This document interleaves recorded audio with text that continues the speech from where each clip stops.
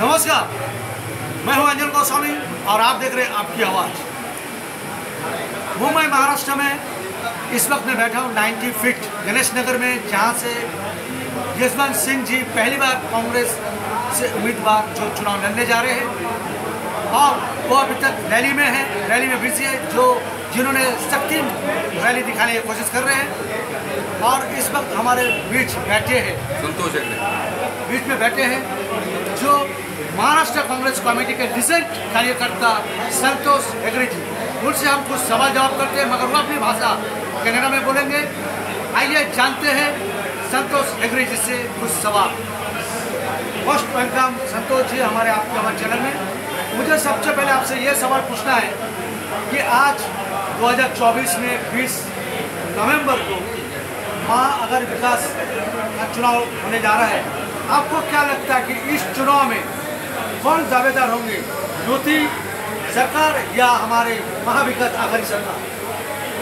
Thank you Goswami Swab. I would like to speak in my Kannada language. I already spoken in Hindi and English.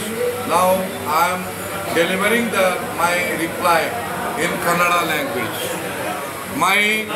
ನಾನು ಕಾಂಗ್ರೆಸ್ಸಿನಲ್ಲಿ 1976ನಿಂದ ಮುಂಬೈ ದಾದರಿನಿಂದ ನನ್ನ ಪ್ರವಾಸವನ್ನು ಸ್ಥಾಪಿಸಿದ್ದೇನೆ. ನಾನು ಮುಂಬೈಯಲ್ಲಿ 52 ವರ್ಷದಿಂದ ಇಲ್ಲಿ ನೆಲೆಸಿದ್ದೇನೆ. ನಾನು ಕೀರ್ತಿ ಎಂ ಡೂಂಗರ್ಸಿ ಕಾಲೇಜಿನಲ್ಲಿ 11ನೇ ಕ್ಲಾಸು 12ನೇ ಕ್ಲಾಸನ್ನು ಕಲಿತು ಗ್ರ್ಯಾಜುಯೇಟ್, ಲಾ ಗ್ರ್ಯಾಜುಯೇಟ್, GDCA ಮತ್ತು ಹಲವಾರು ಡಿಪ್ಲೊಮಾಗಳನ್ನು ಅಲ್ಲಿಯೇ ಪಡೆದಿದ್ದೇನೆ. ನಂತರ ನಾನು ಕಾಂಗ್ರೆಸ್ಸಿನ ಸಕ್ರಿಯ ಕಾರ್ಯಕರ್ತನಾಗಿ ಕೆಲಸ ಮಾಡಿದ್ದೇನೆ. ಕಾಂಗ್ರೆಸ್ ನಮ್ಮ ದೇಶಕ್ಕೆ ರಾಜಕೀಯವಾಗಿ ಸ್ವತಂತ್ರವನ್ನು ತಂದುಕೊಟ್ಟ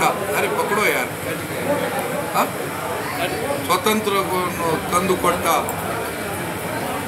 ಪಕ್ಷವೆಂದು ನಾನು ಪರಿಗಣಿಸಿದ್ದೇನೆ. Barrister Pandit Jawaharlal Nehru, barrister Mahatma Gandhi, barrister Vallabhbhai Patel ನಂತ ಲಕ್ಷಾಂತರ ಜನರು ಸ್ವತಂತ್ರಕ್ಕಾಗಿ ದುಡಿದರು, ಮರಣಪಟ್ಟರು. ತನ್ನ ರಕ್ತವನ್ನು ನೇತಾಜಿ ಸುಭಾಷ್ ಚಂದ್ರರಂಥ ಕ್ರಾಂತಿಕಾರಿ ನೆಹರು ಕೂಡ ಕ್ರಾಂತಿಕಾರಿ ರಾಜಕಾರಣಿಗಳು ಇದರಲ್ಲಿ ಇದ್ದರು. ಈ ದೇಶಕ್ಕೆ ಒಂದು ಪಿನ್ ಕೂಡ ಆಗದಾಗ ನೆಹರು ಅವರು ಈ ದೇಶವನ್ನು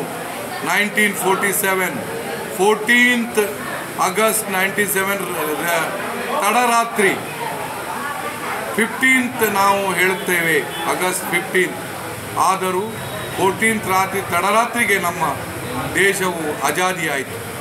ನಂತರ ಅದರ ನಂತರ ಡಾಕ್ಟರ್ ಬಾಬಾ ಸಾಹೇಬ್ ಅಂಬೇಡ್ಕರ್ ಮತ್ತು ಸರ್ BN ರಾವ್ನ ನೇತೃತ್ವದಲ್ಲಿ 258 ಜನರನ್ನು ಕಮಿಟಿಯಲ್ಲಿ ಮಾಡಿ ಕಾನ್ಸ್ಟಿಟ್ಯೂಷನನ್ನು ರಚಿಸಲು ಅವರನ್ನು ನೇಮಿಸಲಾಯಿತು. ಅವರು 60 ವಿವಿಧ ದೇಶದ ಕಾನ್ಸ್ಟಿಟ್ಯೂಷನನ್ನು ತಂದು ಈ ದೇಶಕ್ಕೆ ಕಾನ್ಸ್ಟಿಟ್ಯೂಷನನ್ನು ಬರೆಯಲು ಕರಡು ಸಮಿತಿಯ ಅಧ್ಯಕ್ಷನಾಗಿ ಮಾಡಿ 26 ಜನವರಿ 1950 ಡಾಕ್ಟರ್ ರಾಜೇಂದ್ರ ಪ್ರಸಾದ್ ರವರ ಮುಖೇನ ಅವರು ರಾಷ್ಟ್ರಪತಿಯಾಗಿದ್ದಾಗ ನಮ್ಮ ಸಂವಿಧಾನವನ್ನು ಅವರ ಕೈಗೆ ಕೊಟ್ಟರು. ಅದರ ನಂತರ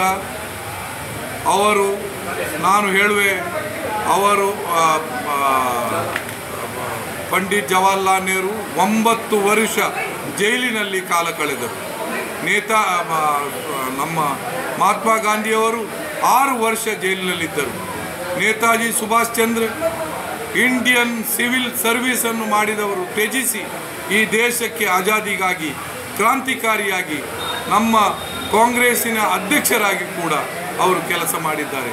ಹಾಗೆ ವಲ್ಲಭಾಯ್ ಪಟೇಲ್ ಉಕ್ಕಿನ ಮನುಷ್ಯ, ಐರನ್ ಮ್ಯಾನ್ ಆಫ್ ಇಂಡಿಯಾ ಅಂತ ಹೇಳಿಕೊಂಡು ಸಾಮಾನ್ಯ 546 ದೇಶದ ವಿವಿಧ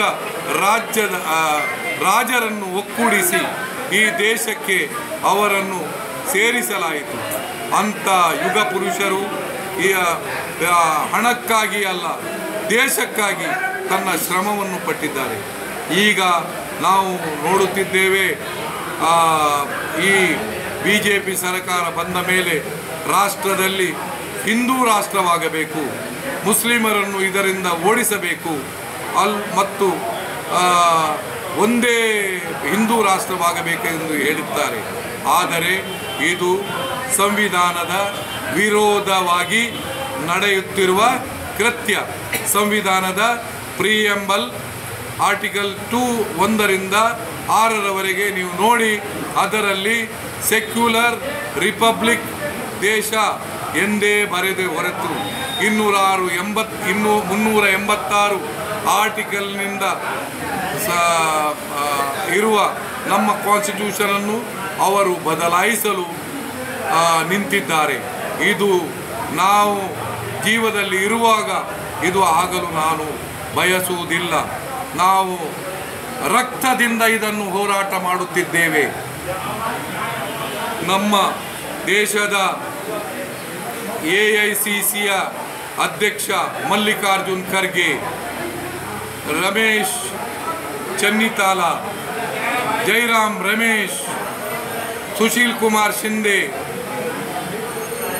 ಅಂತ ಮತ್ತು ಪೃಥ್ವಿರಾಜ್ ಚವಾಣ್, ನಾನಾ ಪಟೋಲೆ, ಅಲ್ಲಿ ಕರ್ನಾಟಕದಲ್ಲಿ DK ಶಿವಕುಮಾರ್ ಉಕ್ಕಿನ ಮನುಷ್ಯ, ಅದನಂತರ ನ್ಯಾಯವಾದಿ ಸಿದ್ದರಾಮಯ್ಯ, ಗೃಹ ರಾಜ್ಯ ಮಂತ್ರಿ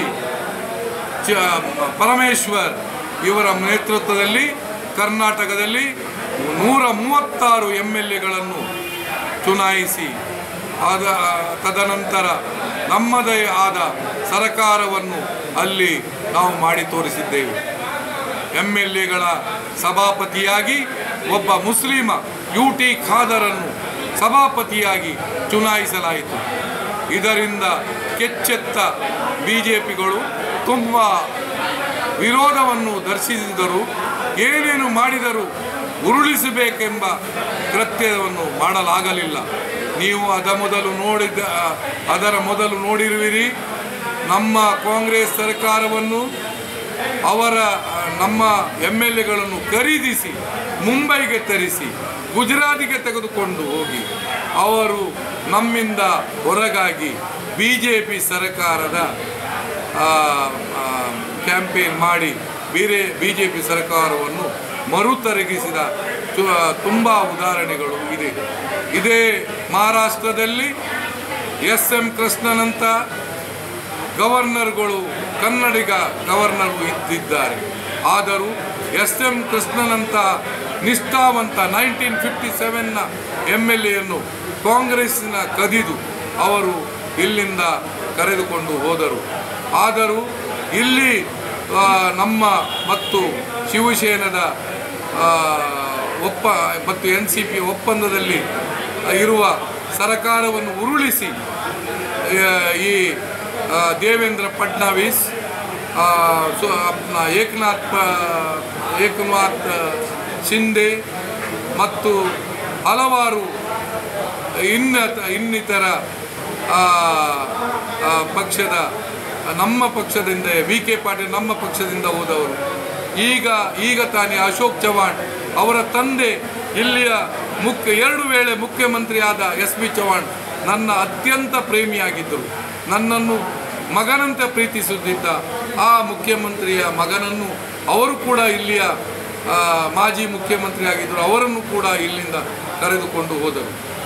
ಅಂಥ ಈ ಮಹಾರಾಷ್ಟ್ರದಲ್ಲಿ ನಮ್ಮ ಕಾಂಗ್ರೆಸ್ ಮತ್ತು ಶಿವಸೇನಾ ಮತ್ತು NCPಯ ಶರದ್ ಪವಾರ್ರ ಪಕ್ಷದಿಂದ ಇರುವ MLAಗಳನ್ನು ಉರುಳಿಸಿ ಅವರ ಪಕ್ಷದ ಏಕನಾಥ್ ಶಿಂದೆಯನ್ನು ಮುಖ್ಯಮಂತ್ರಿಯನ್ನಾಗಿ, ಅದು ನಿಮಗೆಲ್ಲರಿಗೂ ತಿಳಿದಿದೆ, 40 MLAಗಳನ್ನು ಇಲ್ಲಿಂದ ಸೂರತ್ತಿಂದ ಗೌಹಾಟಿಗೆ ಕರೆದುಕೊಂಡು ಹೋಗಿ ಅದ್ಯಾವುದೋ ರೀತಿಯಿಂದ ಅವರನ್ನು ಮೋಹಿಸಿ ಅವರನ್ನು ಇಲ್ಲಿಂದ ಅಲ್ಲಿಗೆ ಮಾಡಿ ಈ ದೇಶದಲ್ಲಿ ಇದು ನಮ್ಮ ಸ್ವತಂತ್ರದ ಇದು ಸಂವಿಧಾನವೇ, ಇದು ಪಾರ್ಲಿಮೆಂಟ್ ಡೆಮೋಕ್ರಸಿಯೇ? ಇದರಿಂದ ನನಗೆ ಯಾರಿಗೂ ಉತ್ತರಿಸಲಾಗದ ಅಸಂಭವತೆಯನ್ನು ಇವರು ಮಾಡಿದ್ದಾರೆ. ಇಂಥ ವ್ಯಕ್ತಿಗಳನ್ನು ಒಂದು ನಿಮಿಷವೂ ಈ ದೇಶದ ರಾಜಕಾರಣಿಯಾಗಿ ಅವರಿಗೆ ರೂಲಿಂಗ್ ಮಾಡಲು ಅಧಿಕಾರವಿಲ್ಲ ಎಂದು ನಾನು ಪ್ರತಿಕ್ರಿಯೆ ಕೊಡುತ್ತಿದ್ದೇನೆ. ಕಾಂಗ್ರೆಸ್ MVA ಪಕ್ಷ ಬಂದಾಗ 23ಕ್ಕೆ ಸುಮಾರು 137-138 MLAಗಳಿಂದ ನಮ್ಮ ಪಕ್ಷ MVA ಅಧಿಕಾರದ ಚುಕ್ಕಾಣಿಯನ್ನು ಹಿಡಿಯುತ್ತದೆ ಎಂದು ನಾನು ಬಹಳಷ್ಟು ಆತ್ಮೀಯತೆಯಿಂದ ಹೇಳುತ್ತಿದ್ದೇನೆ. ಇದು ಎರಡು ಮಾತಿಲ್ಲ. ಇದರಿಂದ ನಾವು ಸಂಪೂರ್ಣವಾಗಿ ಇದರಲ್ಲಿ ಈ ಮಹಾರಾಷ್ಟ್ರದಲ್ಲಿ ಚುನಾಯಿತರಾಗಿ ಈ ರಾಜ್ಯವನ್ನು ಆಡಳಿತ ಮಾಡುವ ಪಕ್ಷವಾಗಿ ನಮ್ಮ ಸರ್ಕಾರವು ಇಲ್ಲಿಗೂ ನಿರ್ಮಿಸಲಾಗುತ್ತದೆ ಎಂದು ಎದೆತಟ್ಟಿ ಹೇಳುತ್ತಿದ್ದೇನೆ. ಮತ್ತು ಕರ್ನಾಟಕದಂತೆ ಹರಿಯಾಣದಲ್ಲಿ ಕೂಡ ನಮ್ಮ ಕಾಂಗ್ರೆಸ್ಸು ಬರುತ್ತಿತ್ತು. ಯಾವುದೋ ಒಂದು ತಂತ್ರದಿಂದ ಅವರು ನಮ್ಮಿಂದ ಕಸಿಯಲಾಯಿತು. ಸುಕ್ಕು ಅವರು ಹಿಮಾಚಲ ಪ್ರದೇಶದಲ್ಲಿ ತನ್ನ ಪಕ್ಷವನ್ನು ಆಡಳಿತದಲ್ಲಿ ನಡೆಸುತ್ತಿದ್ದಾರೆ. ಅವರಿಗೂ ಬೇಡದಂಥ ಎಲಿಗೇಷನ್ ಮಾಡಿ ಅವರನ್ನು ಅದರಿಂದ ಕೆಳಗಿರಿಸುವಂತೆ ಮಾಡುತ್ತಿದ್ದಾರೆ. ಆದರೆ ನಮ್ಮ ಪಕ್ಷವು ದೃಢ ಸಂಕಲ್ಪದಲ್ಲಿ ಇರುವುದರಿಂದ ನಮ್ಮ ಪಕ್ಷವನ್ನು ಬೇರೆ ಮಾಡಲು ಇವರಿಂದ ಯಾರಿಗೂ ಸಾಧ್ಯವಿಲ್ಲ. ನಾಳದು 20 ತಾರೀಕಿನಂದು ಚುನಾವಣೆ.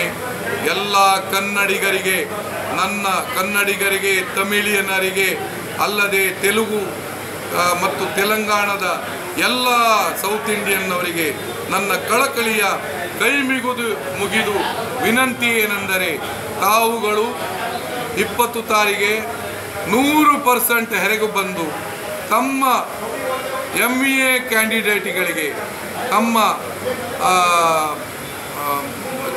ಇದು ಮತದಾನವನ್ನು ಮಾಡಿ ಕೈಯ ಹಸ್ತ ಚಿಹ್ನೆಗೆ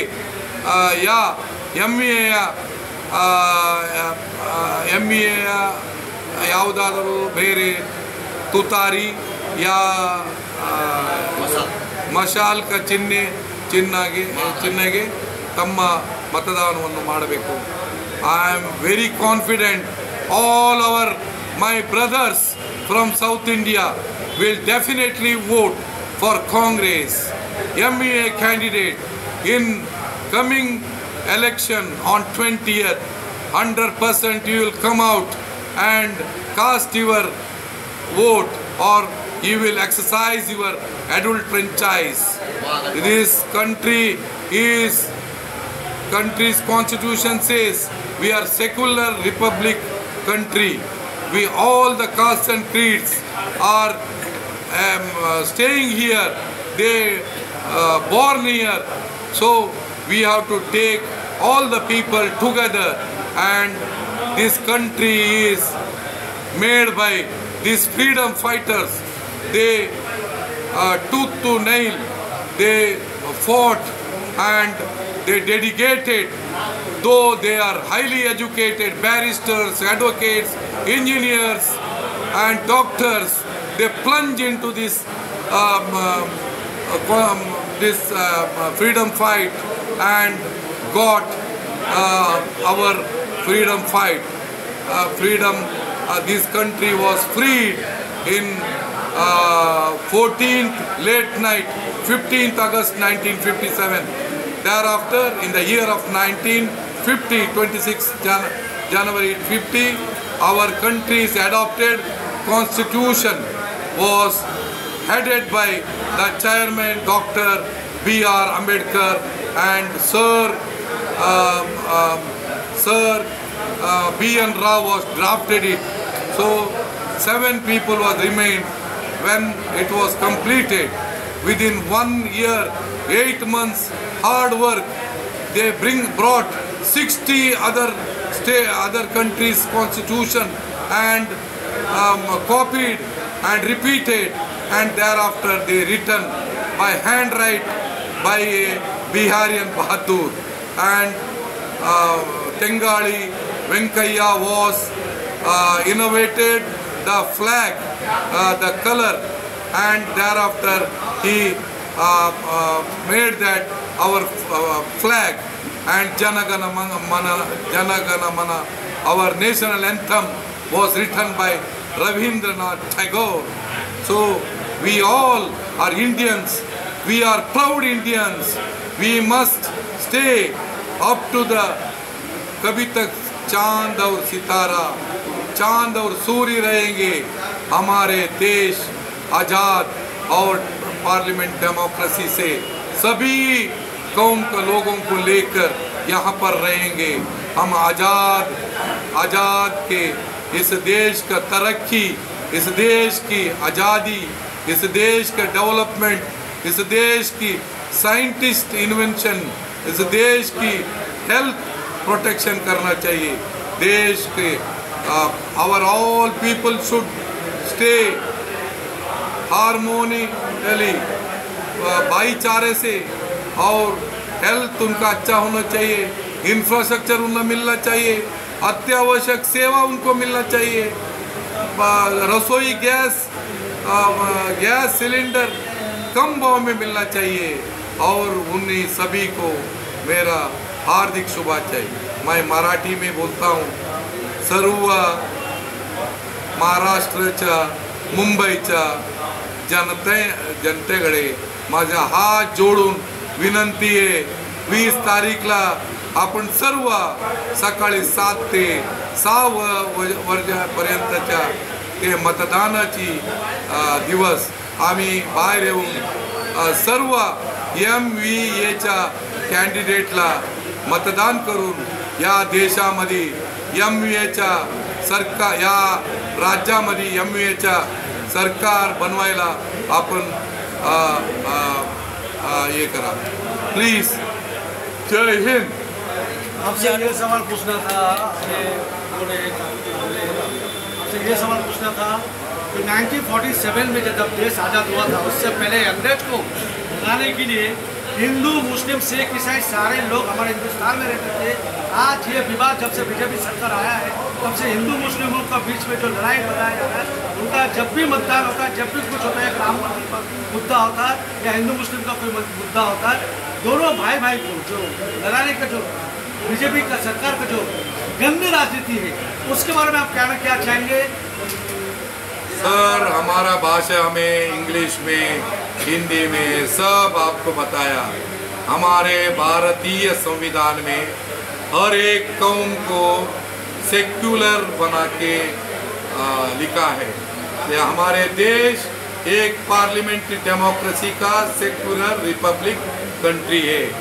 इस देश में हर कौम के, हर समुदाय की आदमी लोग अपने आज़ादी से हर राज्य में घूम सकते, बात कर सकते। हमारे आर्टिकल 14 से 25 तक हमें फंडामेंटल राइट दिया हुआ है, उसमें अपने अधिकार को जता सकते हैं।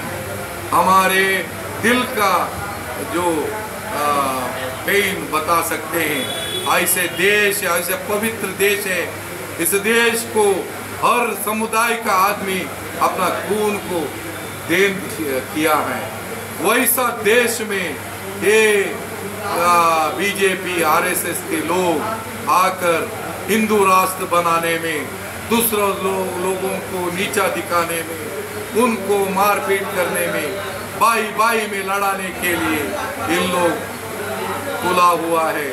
मैं तहे दिल से बोल रहा हूँ, हम लोग इकट्ठे होकर इस देश की जो रूलिंग, हमारे देश की कांग्रेस की नेताओं के हाथ में, नहीं तो इंडिया गठबंधन के साथ देना चाहिए, ये मेरा विनती है। अब तक आप सुन रहे थे महाराष्ट्र के रिसेंट लीडर संतोष हेगड़े जी, जिन्होंने कहा कि बीजेपी सरकार ने देश को किस तरह से बर्बाद किए है। जब तक कांग्रेस थे, जब आज़ाद हुआ था हमारा देश, उस वक्त हम सब एक साथ थे। जब से बीजेपी सरकार आए हैं तब से भाई भाइयों में विवाद, जबकि हिंदू मुस्लिम सिख ईसाई हर त्यौहार जो होता है, दिवाली होता है, ईद होता है, पूजा होता है, नवरात्रि होता है, चाहे कोई भी पूजा होता है, सब साथ साथ निभाने वालों को तोड़ने की कोशिश करता है। जब भी उन लोगों का चुनाव आता है, कोई भी उन लोगों का कोई मुद्दा रहता है, कोई मंदिर मस्जिद के मुद्दा लेकर इन लोग चुनाव जीतने की कोशिश करता है और जनता को गुमराह करने की कोशिश करता है, क्योंकि आज जनता जाग चुकी है कि बीजेपी सरकार ने क्या किया है और क्या नहीं किया है, ये तो आने वाले समय बताएगा। तो कैमरामैन अनिता के साथ पत्रकार अंजन गोस्वामी, आप देख रहे हैं आपकी आवाज़।